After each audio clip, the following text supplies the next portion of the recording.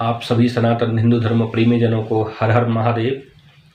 कुछ लोग कहते हैं कि शिव पूजा में तुलसी का प्रयोग नहीं करना चाहिए और कुछ कहते हैं कि शिव पूजा में तुलसी का प्रयोग अवश्य करना चाहिए।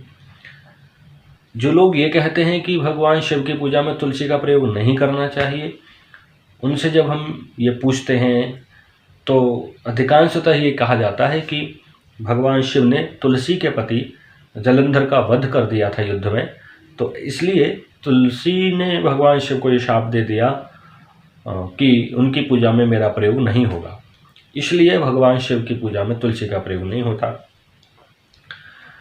प्रदीप मिश्रा जी की एक वीडियो भी है, उसमें भी उन्होंने यही बात कही है, थोड़े बहुत शब्दों के अंतर से, कि तुलसी के पति को शंकर जी ने वध कर दिया था, इसलिए शिव पूजा में तुलसी का प्रयोग नहीं होता। अब ये नहीं पता कि प्रदीप मिश्रा जी का शिव पुराण अलग है या हमारा शिव पुराण अलग है, लेकिन अगर हम भगवान शिव पर तुलसी चढ़ाई जानी चाहिए अथवा नहीं चढ़ाई जानी चाहिए, इसके संबंध में शिव पुराण या अन्य दूसरे पुराणों को देखते हैं तो वहाँ पर कुछ और ही बातें प्राप्त होती हैं। तो आइए देखते हैं कि भगवान शिव पर तुलसी चढ़ाएं अथवा न चढ़ाएं, इसके संबंध में शास्त्रों का क्या कहना है। तो सबसे पहली बात तो ये है, नारद पुराण में एक बात लिखी है, विष्णोर्यानीह चोक्तानि पुष्पाणि च पत्रिकाः केतकी पुष्पमेकं तु विना तान्य खिलान्यपि सस्तान्येव सुरश्रेष्ठ शंकराराधनाय ही।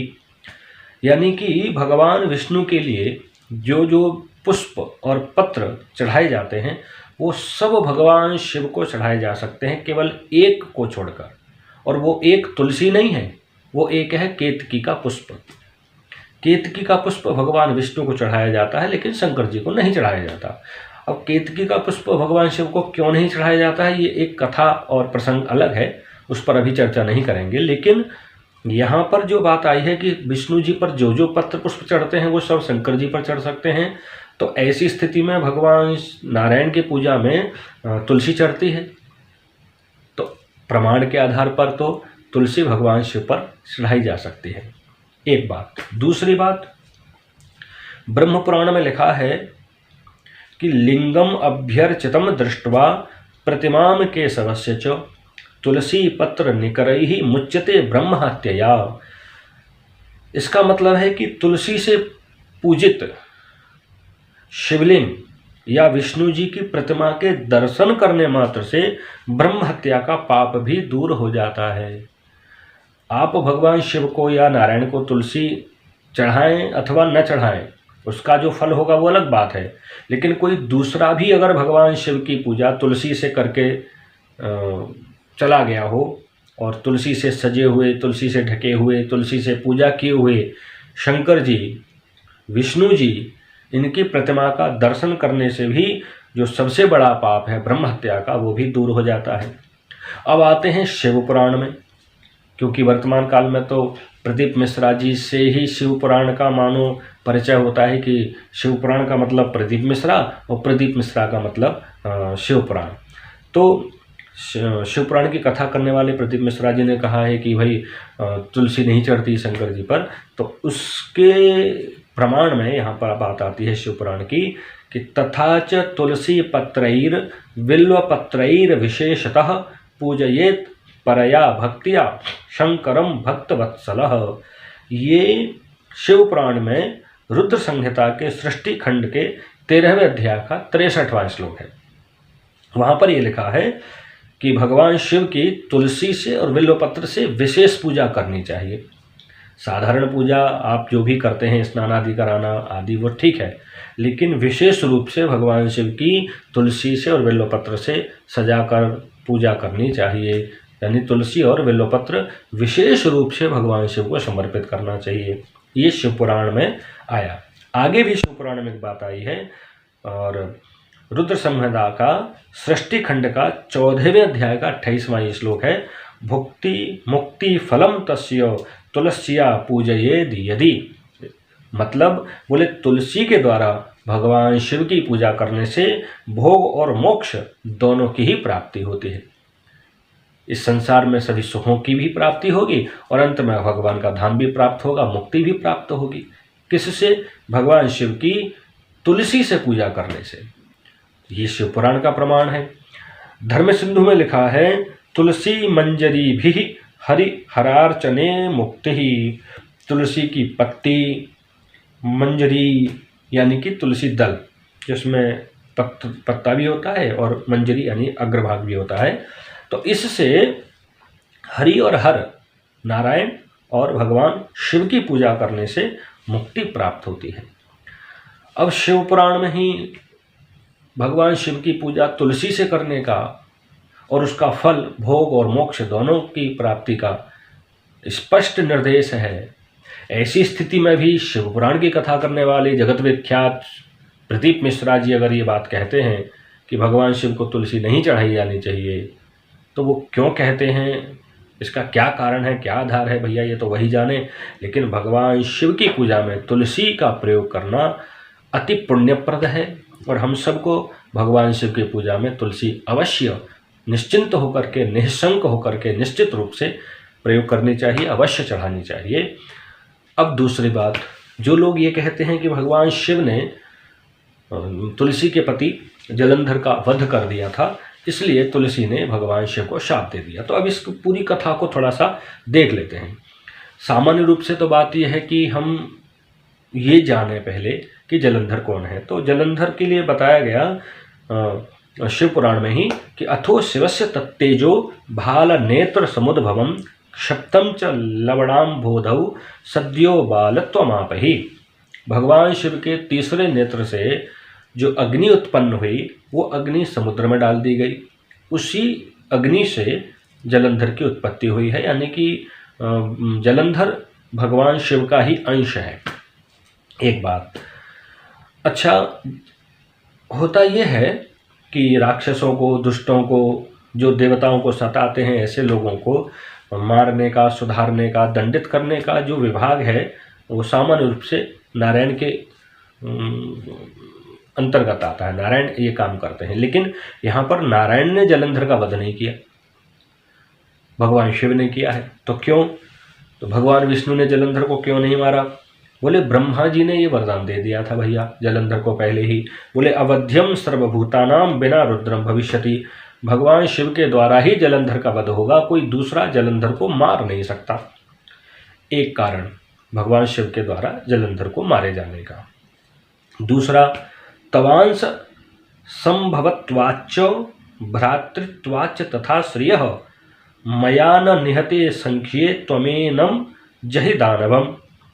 भगवान विष्णु जी ने जलंधर को वरदान दिया है, उसके कारण से भगवान विष्णु लक्ष्मी जी सहित जलंधर के नगर में, घर में रहते हैं। और चूंकि समुद्र से उत्पन्न है जलंधर, तो लक्ष्मी जी का भाई माना जाता है जलंधर। तो भगवान विष्णु तो भैया बड़े चतुर हैं, नीतिज्ञ भी हैं।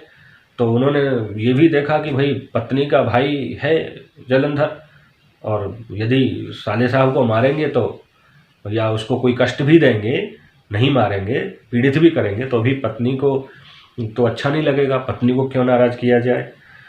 इधर वृंदा जो जलंधर की पत्नी है, परम पतिव्रता है, वो भगवान विष्णु की सेवा पूजा करती है, भगवान विष्णु की भक्त है। तो भगवान विष्णु ने इन कारणों से भी, और जलंधर को ब्रह्मा जी के द्वारा वरदान है कि वो शिव जी के ही हाथों से मरना है, मारा जाना है, इसलिए भी भगवान विष्णु ने जलंधर का वध नहीं किया।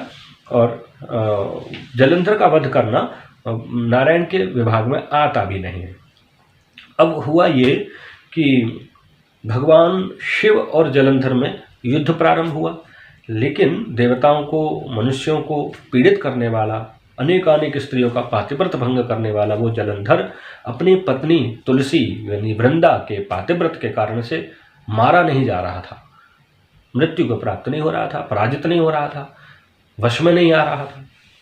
तो बहुत समय तक युद्ध चलता रहा, और इस जलंधर की जो दृष्टि थी वो भगवती जगदम्बा के प्रति अच्छी नहीं थी। तो हुआ ये कि भगवान शिव से युद्ध करते हुए जलंधर ने माया से भगवान शिव का स्वरूप धारण किया और माता पार्वती के पास पहुंच गया। लेकिन जैसे ही उसने मैया के दर्शन किए तो उसका पतन हो गया। मैया ने भी उसकी माया को पहचान लिया, जलंधर को पहचान लिया। जब वो जलंधर की माया न चली और उसका पतन हो गया तो जलंधर फिर दोबारा से युद्ध में क्षेत्र में पहुंच गया, युद्ध करने लगा। मैया पार्वती ने जब जलंधर की इस कुचेष्टा को जाना तो मैया ने भगवान विष्णु से कहा कि आप जलंधर का रूप धारण करके इसकी पत्नी वृंदा के पास जाइए। तो भगवान विष्णु ने कहा होगा कि ये आप क्या कह रही हैं देवी, वृंदा पतिव्रता है, आप भी पतिव्रता हैं, एक स्त्री दूसरी पतिव्रता स्त्री का पातिव्रत भंग करने की बात कह रही हैं, आदेश कर रही हैं देवी, क्या ये ठीक रहेगा? मैं जलंधर का रूप धारण करके उसके पास जाऊं, उसका पातिव्रत भंग करूं? तो मैया ने यहाँ पर कहा कि तेनैव दर्शितः पंथा बुद्ध्यस्वत्व तथैव ही तत्स्त्री पातिव्रतम धर्म भ्रष्टम कुरु मदाज्ञया नान्यथा स महादैत्यो भवेद बध्यो रमेश्वरः। मैया पार्वती ने कहा, अरे नारायण, तुम जलंधर का रूप धारण करके तुलसी के पास जाकर के उसका पातिव्रत भंग करो, ये जो रास्ता है, ये जो मार्ग है, उसी ने दिखाया है। वो मेरे प्राणनाथ का, भगवान शिव का स्वरूप धारण करके मेरे पास आया था। तो अब तुम भी उसी के द्वारा दिखाए गए, बताए गए, प्रयोग किए गए मार्ग का अनुसरण करके उसकी पत्नी के पास जाओ और उसका पातिव्रत भंग करो। ये मेरी आज्ञा है। इसके अतिरिक्त और कोई रास्ता नहीं है जिससे वो महादैत्य का वध हो सके। तो भगवती जगदम्बा मैया पार्वती ने भगवान विष्णु को प्रेरित किया कि इस प्रकार से ही इस महादैत्य का भी वध होगा और इस वृंदा के पातिव्रत के बल पर ये महादैत्य, ये जलंधर अनेकानेक स्त्रियों का पातिव्रत भंग करता है, तो तुम जाकर के इसकी पत्नी का, स्त्री का पातिव्रत भंग करो। भगवान विष्णु ने ऐसा किया, जलंधर बन के गई, तुलसी का पातिव्रत भंग हुआ और इधर भगवान शिव ने जलंधर का युद्ध में वध कर दिया। और जब तुलसी को ये पता चला कि ये मेरे साथ जो सामने हैं वो मेरे पति नहीं हैं, नारायण हैं, तो तुलसी ने नारायण को शाप दे दिया, पत्थर हो जाने का, स्त्री से वियोग हो जाने का। तो अगर हम लॉजिकली, तर्क की दृष्टि से देखें तो तुलसी के पति के मारे जाने के पीछे मूल रूप से कौन है, कारण है? तुलसी का पातिव्रत यदि भंग न होता तो जलंधर नहीं मारा जाता। तुलसी का पातिव्रत भंग हुआ है भगवान नारायण के कारण। नारायण ने पातिव्रत भंग किया तुलसी का और भगवान शिव ने युद्ध में जलंधर को वध कर दिया। तो यदि तुलसी का पातिव्रत भंग नहीं होता तो जलंधर का वध नहीं होता। तो मूल रूप में तो नारायण है यहाँ पर तुलसी के अपराधी। दूसरी बात, लोग कहते हैं कि युद्ध में तो भगवान शिव ने मारा जलंधर को। तो भैया, युद्ध की तो हमारे यहाँ पर बड़ी बड़ी प्रशंसा होती है, युद्ध में वीरगति को प्राप्त होना, युद्ध में मार आ जाना। और वैसे भी दो लोगों में युद्ध होगा तो एक को तो निश्चित रूप से पराजय या वीरगति प्राप्त होगी ही होगी। और जलंधर को तो भगवान शिव के हाथों मरना ही था, वरदान के कारण भी, उसके कुकर्मों के कारण भी। और वीरगति को प्राप्त होना तो हमारे यहाँ सर्वोच्च गति मानी जाती है। पत्नियां स्वयं अपने पति को युद्ध भूमि में तिलक चंदन करके भेजती हैं। तो भगवान शिव के द्वारा यदि वीरगति प्राप्त हुई है जलंधर को, भगवान शिव ने युद्ध में यदि जलंधर को मारा है, तो ये तो कोई अपराध की बात नहीं है। तो यदि हम तार्किक दृष्टि से देखें, लॉजिकली देखें, तो तुलसी का पातिव्रत भंग किया नारायण ने। नारायण यदि तुलसी का पातिव्रत भंग नहीं करते तो जलंधर नहीं मारा जाता। तो यदि हम देखें कि तुलसी फिर किसको नहीं चढ़नी चाहिए, तो यहाँ बात तो आती है कि नारायण को नहीं चढ़नी चाहिए। लेकिन नारायण की पूजा में तो तुलसी अनिवार्य रूप से चढ़ती है, क्योंकि भगवान नारायण तुलसी के प्रेम में पूरी तरह से पग गए और वहाँ उन्होंने तुलसी के साथ अपनी पूजा, अपना अभिन्नता को स्वीकार किया। तो भैया भगवान शिव ने जलंधर को मारा क्योंकि भगवान शिव के द्वारा ही जलंधर को मारा जाना था। ये कोई भगवान शिव का अपराध नहीं है, कोई भगवान शिव की गलती नहीं है। और तुलसी ने तो यह एक शब्द भी भगवान शिव के लिए नहीं बोला कि उन्होंने मेरे पति को मार दिया, मैं उनके पूजा में प्रयोग नहीं होंगे। पूरे शिव पुराण में ऐसी कोई बात नहीं आई, कोई हमको तो कहीं प्राप्त नहीं हुआ शिव पुराण में। अब ये शिव पुराण की कथा करने वाले, चाहे वो प्रदीप मिश्रा जी हों या जलंधर को शंकर जी ने मार दिया इसलिए तुलसी शंकर जी की पूजा में प्रयोग नहीं होगी, ये उन्होंने कहाँ से पढ़ लिया लोगों ने, और क्यों ऐसी बातें समाज में फैला रहे हैं, भ्रमित कर रहे हैं लोगों को, ये समझ से बाहर है भैया। भगवान शिव की जो पूजा अर्चना है उसमें भगवान शिव की पूजा में तुलसी का प्रयोग अनिवार्य रूप से करने के प्रमाण वाक्य तो शिव पुराण में प्राप्त होते हैं, जो कि हम अभी पहले बता चुके। तो भैया उस आधार पर निश्चिंत होकर के, निःशंक होकर के और निश्चित रूप से, अनिवार्य रूप से भगवान शिव की पूजा में तुलसी दल का प्रयोग करना चाहिए। इसमें किसी भी प्रकार का हमें संशय नहीं करना चाहिए कि भगवान शिव की पूजा में तुलसी का प्रयोग न करें।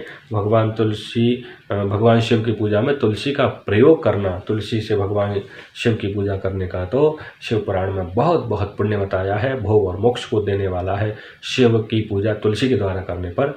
तो निश्चिंत होकर के भगवान शिव की पूजा में तुलसी का प्रयोग करें। हर हर महादेव।